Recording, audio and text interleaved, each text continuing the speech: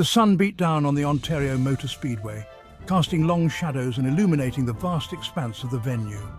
It was April 7th, 1978, a date that would soon be etched into the annals of rock history. The air vibrated with anticipation, a palpable energy coursing through the crowd. This wasn't a day for fast cars. This was Cal Jam, a celebration of music and freedom. Rock and roll was in the air, electrifying every soul present. Over 250,000 fans turned the Speedway into a sea of humanity, a living, breathing organism of music lovers. They were ready to rock, their spirits high and their hearts beating in unison with the music. This was the biggest music festival since Woodstock, a testament to the enduring power of rock and roll. The sheer scale of Cal Jam was astounding, a marvel of organization and passion. The stage was a behemoth, towering over the crowd like a monument to music. It dwarfed the massive crowd, a focal point for the day's events. The sound system was powerful, designed to deliver every note with crystal clarity. It could be heard for miles, echoing across the desert landscape. This was a testament to the ambition of one man, a visionary in the world of music festivals. His name was Barry Fay, a legend in his own right. He wanted to create a legendary event, something that would be remembered for generations. The desert landscape added to the festival's unique atmosphere, a stark contrast to the urban settings of other concerts.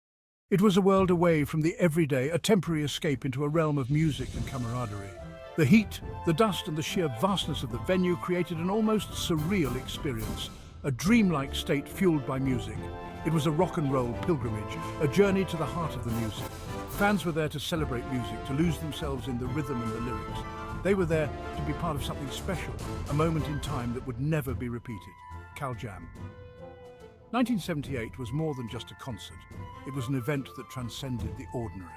It was a cultural moment, a snapshot of an era defined by its music. It captured the spirit of the times, a reflection of the hopes and dreams of a generation. Rock and roll was at its peak, a force that united people from all walks of life. Fans were hungry for something real. Cal Jam delivered, exceeding all expectations. It's a day that lives on in music history, a testament to the power of rock and roll and the vision of Barry Fay. Barry Fay was a force of nature, a true pioneer in the world of music festivals. He was a renowned concert promoter, known for his ability to bring together the best in the business. He had a vision that was larger than life. He wanted to create the ultimate rock and roll festival, a gathering that would be remembered for generations. He wanted to bring together the biggest names in music, the legends and the rising stars, all on one stage. And he wanted to do it on a grand scale, something that had never been seen before. Cal Jam was his brainchild, a festival that would set the standard for all others. I had a knack for understanding what the fans wanted, what they truly craved. I knew they craved an unforgettable experience, something that would stay with them forever. I wanted to give them something they would never forget, a memory that would last a lifetime. He poured his heart and soul into Cal Jam, dedicating countless hours to make it perfect. Securing the Ontario Motor Speedway was a stroke of genius, a move that would define the festival. It was the perfect location, vast and open, ready to welcome thousands of fans. It was vast, it was accessible, and it had the infrastructure to handle a massive crowd, ensuring everyone could enjoy the show. Fay's vision was coming together, piece by piece, like a grand puzzle. I wasn't just interested in creating a spectacle. I wanted to create a community. I wanted Cal Jam to be affordable so that everyone could join in the celebration. I kept ticket prices low, making sure it was within reach for all.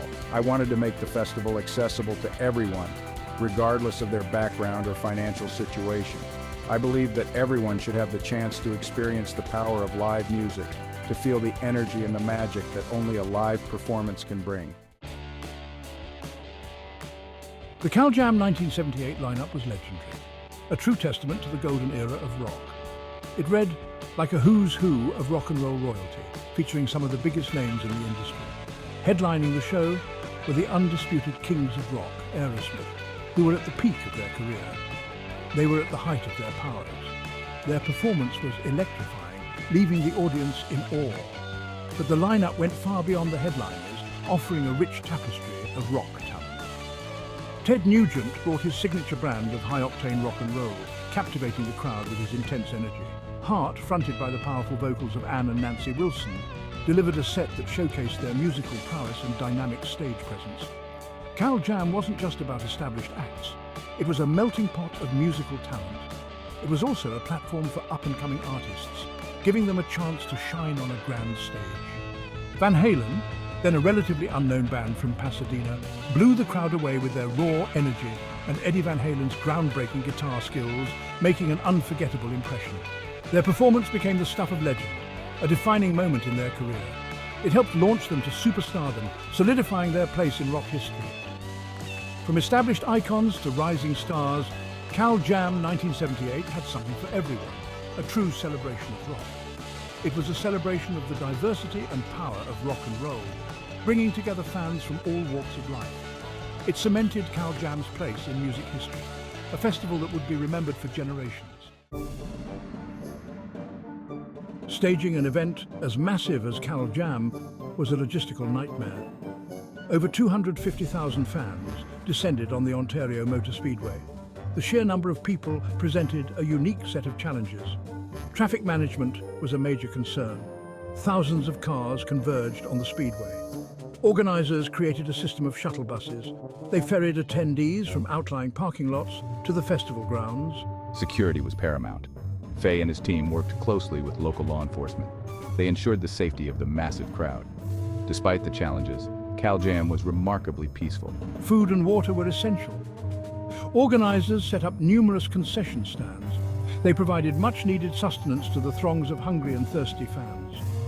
Cal Jam was a logistical triumph. It proved that even the most ambitious events could be successfully executed.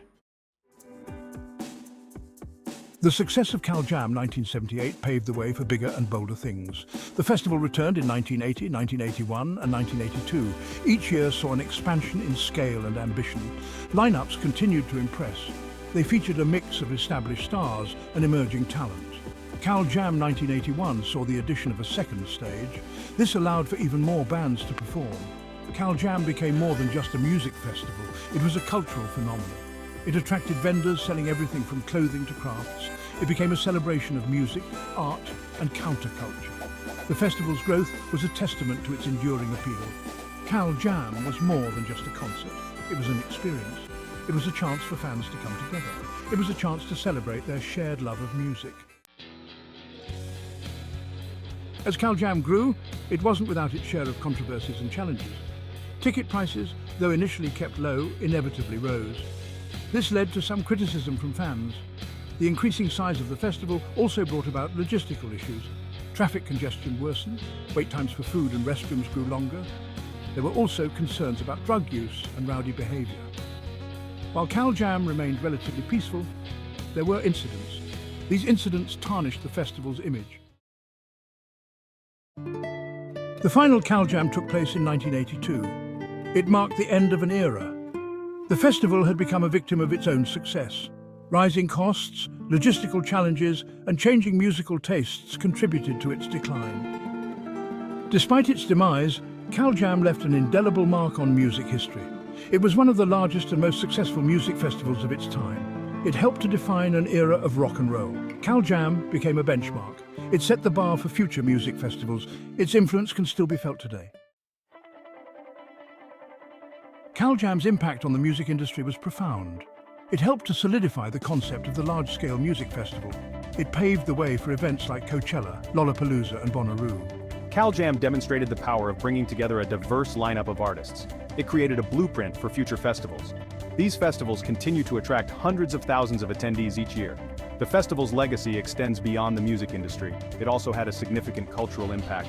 It reflected a time of great social and cultural change. It provided a platform for free expression. It gave a voice to a generation.